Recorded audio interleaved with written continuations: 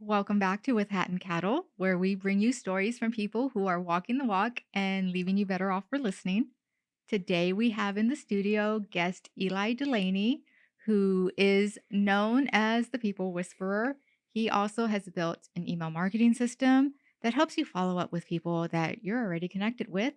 And he recently authored, or I wanted to say launched. I think that's just a social media marketing thing, but he recently released the book, The Follow Up Code. And as a corporate girly, I'm obsessed with the size, I'm obsessed with the color. And of course, it has great content. So, Eli, welcome to the studio. Well, thank you so much for having me. It's a pleasure to be here. We were just talking about how I thank every guest for making the over hour drive to come out and sit here with us. As an executive assistant, I can appreciate the value of time. And so, Yeah. again, you Well, so many of us are behind our desks all the time. Even for me, I run my own podcast. I do it behind my desk because I don't really want to go anywhere and have, all the extra work that goes involved with it. So it's really is nice to be able to do that once in a while. So it's kind of like, hey, it's a Friday afternoon. Let's go hang out for a bit. yes, when we first met, we met through a networking group, Hmm. Success Champions Networking. Yep. And we, I think within that next week or two, had a what we call virtual coffee. Yep. So you spoke to when you first moved to the Dallas Fort Worth area, you were looking for a group you were looking to find your community. Yes. Yes, and it's interesting that this word community has come up now. I think it's the third episode we are filming today, and it seems to be a theme. Hmm. Can you explain to us why it was important when you first moved here to find this community? Yeah. So when I moved here, I knew nobody. I literally knew two people who are very distant business acquaintances. So, yes, I could reach out to them. We could have coffee or lunch or whatever, but not people I would call friends, not people that I know very well. And so for me, I have to have human interaction. I have to find people that I can be with. We live in this virtual world. Even most of my business is not here locally, and it hasn't been even before I moved here. But having real people to communicate with is very, very important for me, which is really funny since I'm an introvert.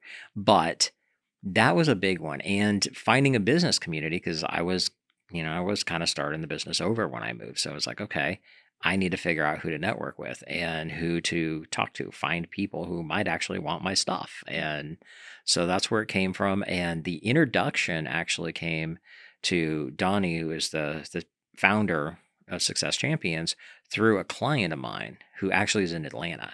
She was like, "Well, you're in DFW. Do you know Donnie Bolvin?" I was like, "Don't think I know any Donnies." And so she introduced us. We ended up having a chat, and I wasn't so sure at first. I was like, "Yeah, I've been to a lot of these things, not so sure." And it turned out to be pretty good. And almost 3.5 years later, I'm still here, and now I'm even running a chapter. You are the president of the chapter that I'm a part of. So Hmm. quick plug for Metropolitan Business Influencers. Your background, is it in communications or in marketing? My background is somewhat in marketing. My first company was a web and graphic design agency. I started that back in 1995, back before we had all like WordPress and all the fancy stuff we have now. It's like people have no clue how easy they have it compared to back then. Yes. And I grew that from myself just by myself working on my dining room to an office. I had Mhm. 5 employees. We were closing 3 to 5 contracts a week, and I mean we were doing really, really good. Then I realized didn't like going to an office, and I wasn't a real fan of my employees either. So I burnt the whole thing down, started over. But I learned out of necessity. I learned marketing because it's like, okay, I can build pretty websites, but I got to get people to actually pay me for them, Yeah. And so I picked up. I mean, I spent. If anybody remembers Borders books, Yes. Barnes and Noble obviously still made it through, but Borders didn't. And I mean, I was spending probably $50 to $100 a week buying books to learn marketing and get better at graphic design, get better at web design stuff. I mean, literally anything that would help me in my business, I was buying and consuming as fast as possible. And so that's what actually helped me grow that business and eventually led into what I'm doing now as well.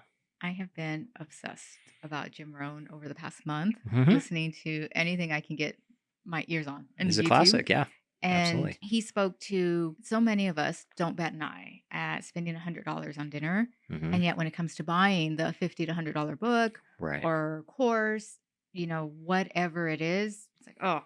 And that really puts so much into perspective to me for me because I love going to Dakota Steakhouse. Yeah. And yeah, I Yeah. love Dakota Steakhouse. Won't bat like he said, won't bat an eye. But that really got me thinking, oh my gosh, like that $150 could be used on a course that's gonna advance my career, my personal Yep. life.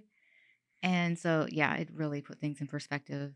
And you're It's it's good that you got that because so many people don't. And I've always been, it's like, okay, the best thing you can do to grow your career, whatever that looks like, is to always be learning. How can you learn a new skill? How can you figure out how to do something just 10% better? Because that puts you at the top percentage.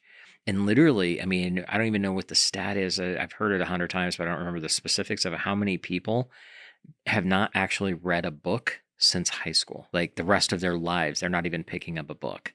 And I'm like, it blows my mind because I have my space here because I moved into a much smaller place than I have before. And my space here is not near big enough. I need a lot more bookshelves and a yeah. lot more space to put the bookshelves.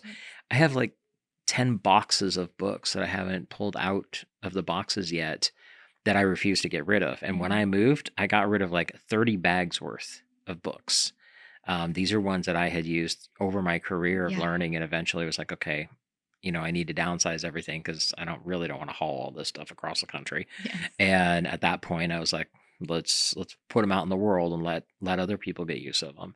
But since I moved here, I've been collecting even more, and Of I'm course. reading consistently. And we are in a world of so much information. The ability to learn anything is at our fingertips. Mm. It's scary how many people don't take advantage of that. Yeah. It's that important advice that you'll come across every now and then. Don't consume the content, like, create the content. And how can we do that? By Mhm. learning. So you you wrote the book, The Follow-Up Code, and Yeah. we're gonna get into it. But you actually have another book that you wrote before. I have two previous books, and those are both from ages ago, 2013, 2014, in that range. And those were marketing books as well. First one was 50 Quick and Easy Ways to Market Your Business. Okay. That was done with my partner at the time. And then the second one was the sequel I put literally like right after it, which was 25 Quick and Easy Ways to Network Your Business. So it was networking tidbits. Mm. And those two books, we had a lot of fun with them. It was a good mini series to get going. And being a networker myself, I mean, when I first grew my design agency, that's literally how I grew, was networking with other people. Mm. So I took everything that I had learned for like the previous 15 years and put it out there. For someone who's introverted, Yeah. networking can be challenging. hmm So how did you do it? So, couple of things, and I actually put this in the book because of the fact I designed that book literally for introverts. Sounds like I need to get it. Yeah, I even wrote a course on it, or did a whole course on it too, which was, I don't even remember when I put that out, but it's still relevant today. There's so many things. First and foremost, walk into a room knowing exactly what you're looking for, Mm. and it shouldn't be who's going to give me a credit card. It Mm. should be who can I help. Change your Mm. mindset. Who in this room can I help? Yes. When you do that, it takes a lot of pressure off. Second thing is that if you are going to a room where you don't know anybody, show up early. Show up early, because if you can go get there and you can possibly get in the room and meet the host before anybody else is there, you can ask them, hey, who should I know? Or who should I meet tonight? And they'll be the person that'll introduce you to that person, which is easier. Also, when more people start showing up, they're going to kind of trickle in. So you've got the host and you, and that's easy. You had one more person. Okay, that's easy because there's just three people. You get another one coming in. You got four people, but you're already comfortable with the first two. And it's a slow burn as opposed to walking into a room that's got 50 people. Um, that is one of the biggest things that I always tell people is like, show up early, talk to the host, ask them who they should meet, or who you should meet, and get that conversation started that way. Because the host introducing you to the other person and then coming in at a small group kind of situation makes Uh-huh. it so much more digestible than walking into a room. I mean, sometimes I'm known to go to events where I never even actually end up walking in the room because I'm not working outside. I just Yeah. talk to people. There was an event that I did years ago. I don't remember what year it was. There was 600 people there. And I was there for 5 hours and never stepped foot in the room. That's amazing. Yeah, but I probably talked to 100 plus people that night. Have you ever found yourself in a situation where someone hasn't wanted to talk to you? Mhm. What do you do?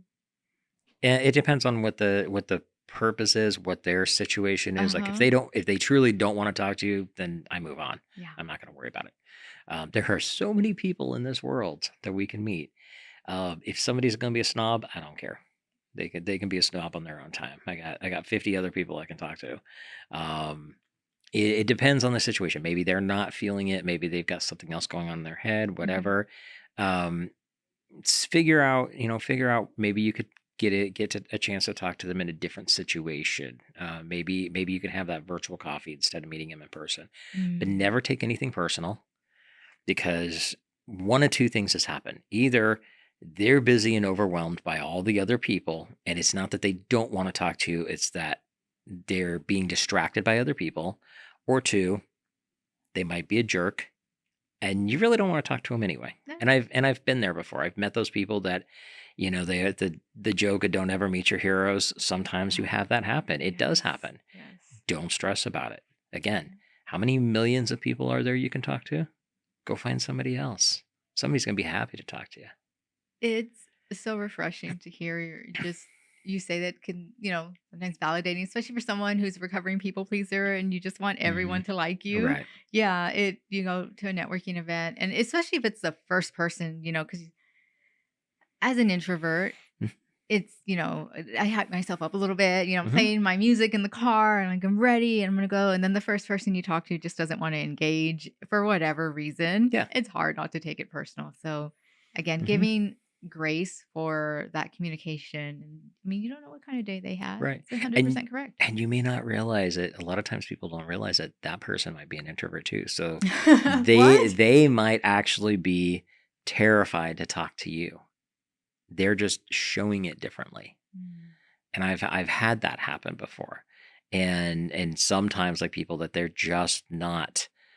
not engaging. They look like they really do not want to be there, and it looks like it's because they don't want to talk to you. And then a situation changes and they just open up because maybe you catch them in the hallway instead, or they just were having a bad night, whatever. And sometimes, especially introverts, because Mhm. introverts react differently in different ways. So I always joke about the fact I'm a introvert with extrovert tendencies. Uh-huh. So I can fake extrovert really well, Yes. but I know what's going on in my head, and I know where my hands are starting to shake and all the other things that are my traits. But I have worked for years on how to deal with those. And that's one of the things. If you're an introvert, don't let that hold you back. Learn what it is, learn what your ticks are, Uh-huh. because we all Yes. have them. We do. Learn what they are and learn how to deal with them. Um, may or may not remember this, but like last year at the big conference for Success Mhm. Champions, Babs, if you had noticed at all, and you probably didn't because most people don't, anytime you see me, you're going to see me towards the back, close to a door, because that is part of my anxiety, is being close for an easy escape. Yeah. And that's something I learned early on. That was something that's part of my situation. Either that or I have to be with my back to the wall so I can see everybody around. And preferably I got both, right? Yes. Yes. I want the door right here and I want everybody else right here. Um, when I learned that about myself, I'm like, okay, I don't like being up there, Mhm. and that gives me anxiety. So I'll just sit back here, and I'm perfectly fine now. And so it's you just learn what those things are. Don't let don't let the ticks or the quirks hold you back. Figure out how can you deal with them. If you need to take regular breaks to go outside and refresh or get away from everybody, that's fine. Mm. If at times you need to take lunch away from everybody, Yes. I mean, lunch is the best time to communicate and have a lot of, really get to connect with other people. But if your anxiety won't handle it, that's fine. Go to the hotel room, take a nap. Whatever you need to do to make yourself okay with it, just work with that. But don't ever let it defeat you. So for people who aren't aware, you also do public speaking. Yes. You do speaking engagements. Hmm. And I just feel like we've gotten whatever your hourly rate is, we just got that in abundance because that's such great advice to give Mm, us, and I thank you. appreciate it. That's someone definitely who's been in the trenches and has put in the reps. Yeah. So, Eli, your your website lists Archer's journey as a project alongside Meet Cool People Hmm. and your marketing work, but no one's really ever asked about it. And so I'm curious why. Why people don't ask about it, I don't know. But it's an interesting, fun thing. Archery is, for me, it's my form of meditation. I got into it, I don't remember how many years, probably closer to 12-ish years ago, maybe. Okay. I had never really been into it before. I think I tried it once, in high school when they actually give you like one thing, one sport every Yes. week to have you try everything. So I got to shoot like 3 arrows and sucked at it. But it was several years ago, and I was like, I bet that archery is a really good form of meditation.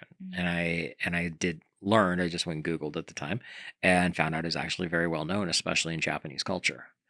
And Interesting. yeah, and so I got into it. I took classes. I found out that two things. Number one, I loved it. I really enjoyed it. Second thing is the place that was doing the lessons should not be allowed to be teaching anybody anything because they Oh were very no. unsafe. Oh no. But I went head over heels into it, got into just not just shooting, but I also got into building strings, which is a kind of an art form in itself. Yeah. I got certified as an instructor, all kinds of other stuff. I've made my own arrows and I just have a blast with it. I did tournaments. I was actually number one longbow for 5 years up in the Northwest. What? Yes. So they did tournaments within like 5 or 6 states. And so I took the number one position multiple years in that. And for me, it is meditation. It's a lot of fun. It is actually really good, especially like if you have kids that are special needs. A lot of times they are really great with it because it helps them concentrate. Mm.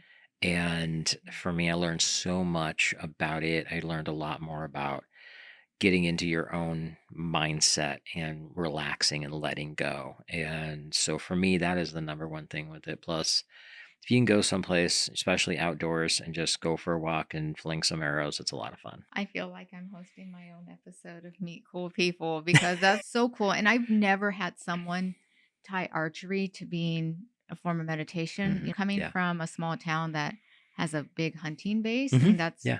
I mean, it's part of hunting. Right. So, A lot of people, that's where they do equate it to. And for me, I don't hunt. I have nothing wrong. I have no problem with hunting. For me personally, I just know we have a lot of great steakhouses. I don't need to. But the cool thing is, if I ever needed to, I have the skills. I have the ability. I know I would be perfectly fine with that. But I don't need to. I like to shoot targets and I have fun with it. I mean, I do everything from my bow is a longbow. So for anybody who knows anything about archery, most of them think of compounds, which are the ones with the wheels and everything mhm, on it. I literally shoot, it's a stick and a string. So think Robin Hood style, of right? course. And the reason I do that is because I live in the world of tech and I wanted something no fancy, no sights, no wheels, nothing extra. And when I say it's a stick and a string, that's pretty much what it is. I want to stay here for a minute because again, this is so fascinating. So let me mirror back really quick. You tried it in high school Mhm. and then you came back to it as an adult. Yeah. Yes. And there was like, I mean, I barely remember the high school experience. Like I remember, yeah, we went through and we tried golf one day and baseball one day and basketball one day and went through all these things. And I think I maybe shot maybe 5 arrows total in high Mhm. school. And that's the only time I remember ever doing it as a kid in any way, shape, or form. What inspired you to try this as an adult? And the reason I'm asking Hmm. is, sometimes we hear, oh my gosh, this person is over 40 years old and doing this amazing thing. It's Hmm. a marvel. And we're fed this narrative that when we're younger, things stick better, memory and all of that. Hmm. And it can feel sometimes scary to try something new, especially when some of the narrative that's pushed on you is you can't teach an old dog new tricks. Right. but you have the spirit and maybe some of it's the entrepreneurial spirit, but you're not afraid to try new things and go after Yeah. new things. So when it comes coming back to the archery, Mhm. what was that inspiration to try something new? You know what's really funny is I think it was probably the rise of all the TV and movie stuff. You had Hunger Games, you had Arrow on TV, you had Hawkeye on Marvel Avengers, all the different things like that. And I'm just watching the shows, and I'm like, I bet that's a really good form of meditation, actually. And that's literally the thought that crossed my head. Uh-huh. And so then again, like I said, I just went to the computer and searched, and I was like, huh, lo and behold, yep, it is. And I have always been into meditation and finding different ways that you can let the day-to-day craziness go, Mhm. and which is kind of what's led me to Bushido, which is a whole different piece and that we could talk about. Yes. But that was where I was like, okay, I bet that would be a great form of meditation, because it's just the process of the understanding the flow of what actually happens, because there's like 8 steps to loosing an arrow. Uh-huh. And most people don't think about it. It's like, you stick the arrow on the string, pull back, let go. But there is a lot more to it. And if you want to get good at it, you actually have to be very conscious of those things and do them in a very fluid motion. And that's what makes you good. And so I was like, this is kind of cool. And so, like I said, I took the one class, immediately fell in love with it. I mean, it was a series of classes, but it was like a month long or something like that. But I immediately fell in love with it and just got sucked in hard. And Mhm. And yeah, it sounds like when you go all in, you go I all do. in. You too. I do. I don't go in all, I don't get into a lot of different stuff. Like, I'm not somebody who does a lot of stuff. Adventure, you were talking about learning new things. Is like, I don't have a lot of things. And I'm like, yeah, I'm super excited about learning 552 new hobbies this week. Not me. And when I pick something, I stick with it forever. My daughter used to joke about the fact that I'm like a dog with a bone. I won't let go once I have something. But there's a superpower in and of that, again, going back to is I it is Jim Rohn again. Hmm. I've been obsessed. He says He says good stuff. he really does. Yeah. And he spoke this last one I heard, he spoke to spend 5 years being good at one thing. Hmm. And he's like, so many people Yeah. will try to balance all the things and and the disadvantage there is you become good at none of it. Right. It's Whereas, jack of all trades. yes, Yeah. and that's fine. You can be okay at it, but if you want to level up your life and get known at something and just excel, it Hmm. has to be one thing. Yeah. And that was the time span. It was 5 years. Yeah. Yeah, he's always had great stuff. I had the pleasure of seeing him speak not too long before he passed away. Yeah, So I had that honor, that's and it was amazing. really cool. And it wasn't even a very big room of people. I mean, there was maybe 100 people, which, if anybody knows Jim Rohn, that's like 100 people in a room. That's tiny That's intimate. compared That's to, an intimate setting. yeah, Yeah. yeah, it was a lot of fun. Um, but we try to, so many things, and going back to like the entrepreneurship Mhm. side, and even going back into like especially marketing. It's like, we were talking about, we're going to talk about marketing stuff. Marketing is such a wide net these It days, is. and everybody and their dog in the world of marketing tries to be everything to everybody. And I did that at one point. I can do video. Yes, I can do video. Can I coach people and stuff? Yes, I can. Can I do social media? Yes, I have a whole course on how to create unlimited content creation. I have all these different things that I can do, but my specialty, and the thing that I zeroed in on, is email nurture for your prospects or clients or referral partners. Mhm. And as soon as I did that, is like, it was a relief, because I got 10 times better at the one thing, and I ain't worrying about anything else. Yeah. And somebody else comes along and it's like, oh, well, I do this. I guess I'm kind of like you. No, you're not. you know, it's like, I don't have much competition, Mhm. because of the fact that everybody else are like, oh yeah, we write your emails. Yeah, but you're doing this and this and this and this and writing emails. You ain't gonna be that good. Right. And so that's where, if you're, whether it's both hobby or your career, um your special skills, if you can go deep on it, you can get super focused. It relieves a lot of stress. Mhm. It helps you excel. And if you can literally say you're in the top 5% in a certain area, that's amazing. But if you try to do everything for everybody, you'll never achieve that. I said earlier on the archery side, I hit the number one longbow in the Northwest. And to be perfectly honest, in most of those years, and I don't remember all the stats on it, so I can't give you exacts, but for several of those years, if you compared my region with the rest of the US, I was like second Mhm.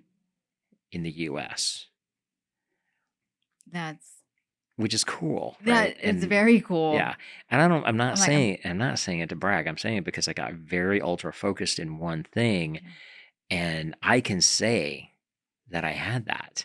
That's cool to be able to say that because most people can't. yeah. That, I appreciate that you drove the hour, but I feel like we're done. Austin, we're ready. You have left us with just so much in just a short amount of time. I just kind of want to go reflect and think about my life choices. But Eli, why did you choose to let's pivot a bit to the business aspect Mhm. of what you do, Yeah. because you're very passionate about it, and that's how I first met you. Why did you choose email marketing? Email is, for me, it was comfortable. It was like it was a thing that just felt right. I didn't know this at the time, but I am a writer. I Mm, enjoy writing, uh-huh. and I enjoy writing short form stuff, meaning, nowadays we think of short form as like your reels, right? Yes. Instagram reels Exactly. and YouTube stuff and all that kind of stuff. Um, but as a writer, I had no desire to write a book. I like to write blog posts, or now we do, blogs aren't as big of a deal, but we do things like, our LinkedIn posts or Facebook posts, and you're telling a nugget of a story. And I enjoy that short form. How can you tell a story in a page or page and a half, Mhm. and even less? And nowadays everybody has the attention span of a gnat, so it has to be less. Oh my gosh. So that's where I got into it. And I felt I started writing for myself. Mhm. And I was trying, I'm teaching all these classes. I taught everything from, like, back in the day, I had a course that I actually put out called How to Win Friends and Influence Tweeple, because it was one of the very first courses on how to do well on Twitter, Uh-huh. right? I still have a DVD of that somewhere. Um, and so we were like, okay, how do I put more content out there, and especially emails? Like, I want to follow up with people, but I don't like the pitchy feel that people are doing so much in their emails. Yeah. So I started just writing things where I'm just sharing tips, tricks, resources, a book that I recommend, things like Mhm. that. Like, I know you and I have talked about this, The Go Giver by Bob Burg, So great. one of my favorite books, and I Yeah. love sharing that one. And I share it so much. I always joke about the fact that Bob's going to give me a commission check one of these days, and I can retire.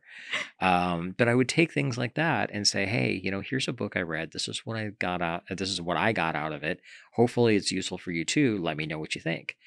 And people started replying back and thanking me for the recommendation. And they'd read the books and then come back to me and tell me what they got out of it. Mhm. And it was very conversational, which is, for me, kind of important, right? It's like relationship building over this text format, only not texting, because back when I started this, texting wasn't really much of anything at that point. Uh-huh. I'm pretty sure we still had to pay per text at that day. Those Um, are the days, those are yes. the days. Yeah, I wish we could go back to those. We get a whole lot less of them. But it was all about sharing something in these nuggets, Mhm. and that's what I got comfortable and got good at. And then other people started coming to me and going, all right, Eli, who's your guy? Who's doing this stuff for you? I'm raising my hand going, me. And they're like, cool, here's my credit card. How much? I'm like, no, I got my own thing going. And eventually they wore me down. So I started helping them. And eventually what came of it wasn't just helping them with the strategy and implementing, in the CRM and stuff like that. But what I was doing was actually they were wanting me to write for them. And so I Mhm. started ghostwriting essentially Yeah. for my clients. And for anybody who doesn't understand what a ghostwriter's job really is, most people think that a ghostwriting is basically you come to me and I'm going to just write all your stuff for you. Okay. That's That's not, what I thought. yeah, it's not how it works. Okay.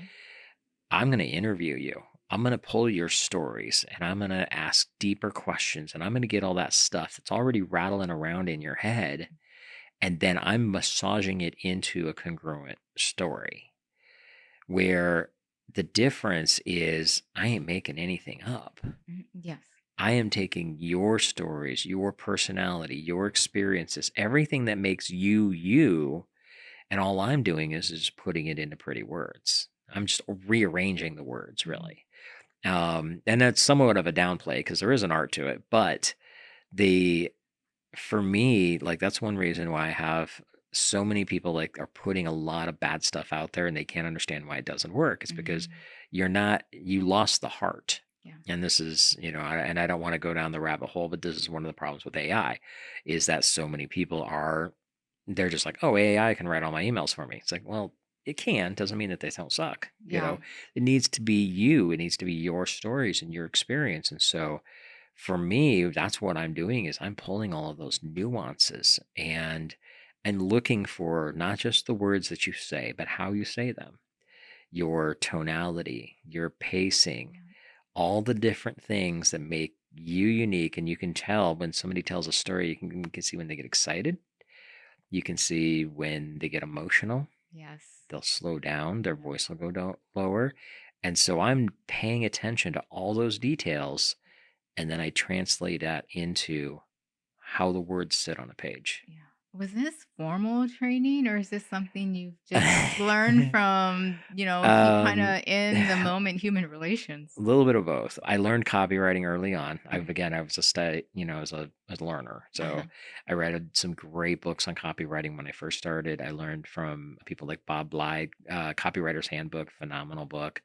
Dan Kennedy is the godfather of direct response marketing. There's a lot of different people out there in the marketing world that I learned from because I was trying to figure out how to use all this stuff in my business, my web design business, so I can try to pay the bills, right? Yeah, of course. And then over time, I found my own niche to it and my way of doing it because there's a lot of stuff that it's great stuff, but it doesn't work in certain markets. And those tend to be some of the markets that I do like to work in, much more relational based, less transactional based. And so people that are in the B2B space where you're a founder, I'm a founder, and I want to talk to you. I want to make sure that you know that I'm here for you and I care about your success.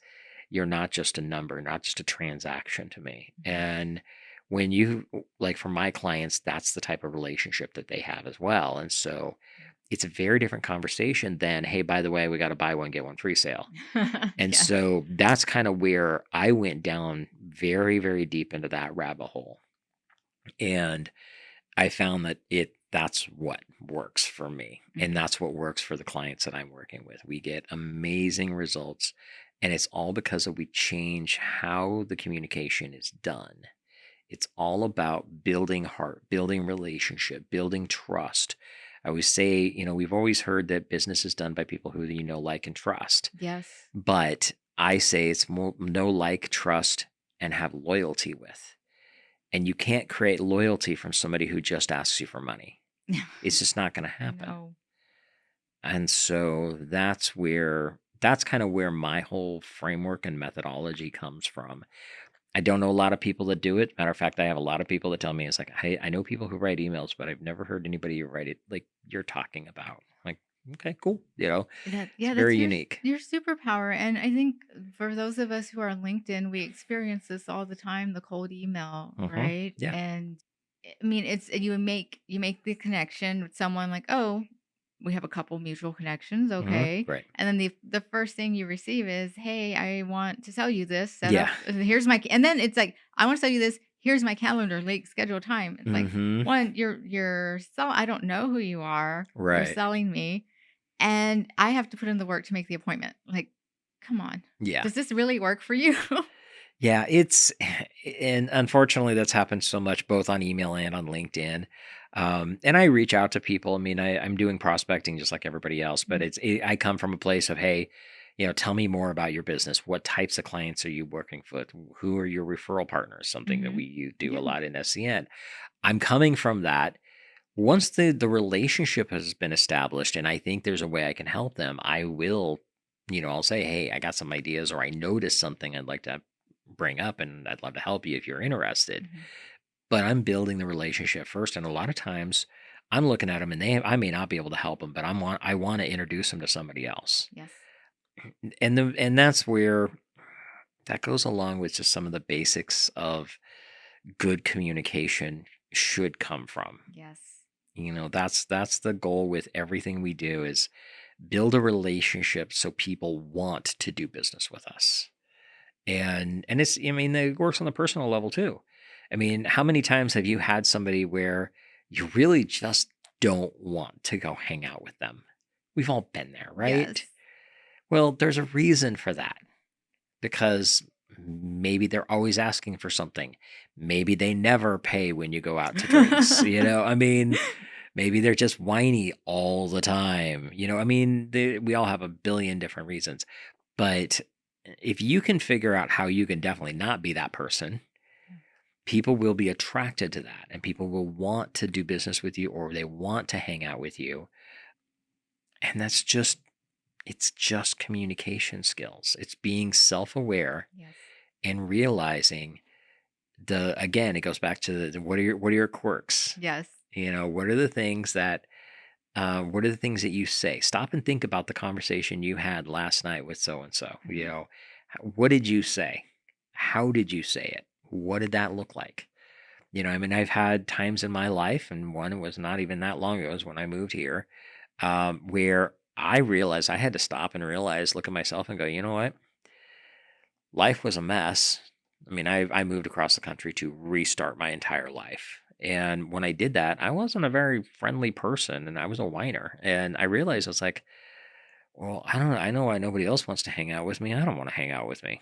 And you have to have that self awareness Yeah. to catch that and change that. Mm. And you're never going to be perfect. I know I'm not. But when you can figure that out, now you make it about them, Yes. and make the conversation is about them and how you can help them, and even sometimes just listening to them. But as long as it's about them and not about you, you change the entire dynamic of the relationship. And like from an email perspective, 95% of the emails that I send are something for them. Most of them do not talk about my business. Mm. And even when they Mhm. do talk about my business, I'm telling them, hey, here's something that's worked for us. You should try it. Yes. So it's not even, hey, here's something that worked for us. Get them a call and I'll show you how to do it, and to be this much money. I'm not doing that. I'm saying, hey, here's something that worked. Give it a try. Let me know how it works. I'm rereading right now, How to Win Friends and Influence People by Dale It's a Carnegie. classic. It's a classic Yep. that I just got my hands on. Okay. And the very first guest on this podcast, Jeremy Lennox, recommended it hmm last year. And I was already late to the party last year because this book has been out forever. I Well, yeah, didn't, the book's been around forever. yeah, It's older than both of us, I think. exactly. Yeah. And one of the things that Dale speaks to is that hmm listen to the other person, appreciate that there's another viewpoint, and something that stuck with me, a story he told in the book that stuck with me. And I think it's especially just true for today where so much feels divided. Before you go, my conversation with Ely was too good to fit in one sitting, so I split it in two. What you just heard was part one. And we covered a lot. Why finding your people matters, when you're starting over in life, how to walk into a room full of strangers when every instinct is telling you, get out of here. Why going deep on one skill beats being a little good at everything. And yes, archery as a form of meditation. But the part that I really love is still ahead. In part two, Ely gets into the why underneath all of it. The 7 virtues he's built his marketing and even his life around, where they came from, and how some very old ideas about how we treat each other hold up in a world that feels more divided by the day. It gets honest, it gets personal, and of course, I'm still thinking about it. So don't wander off. Part 2 is right behind this one. I'm Dani Rochelle Chow, and this is With Hat and Cattle. Stories from people who walk the walk and leave you better off for listening. As always, if this resonated, send it to someone you care about This is how the community grows, and this is how we all rise together.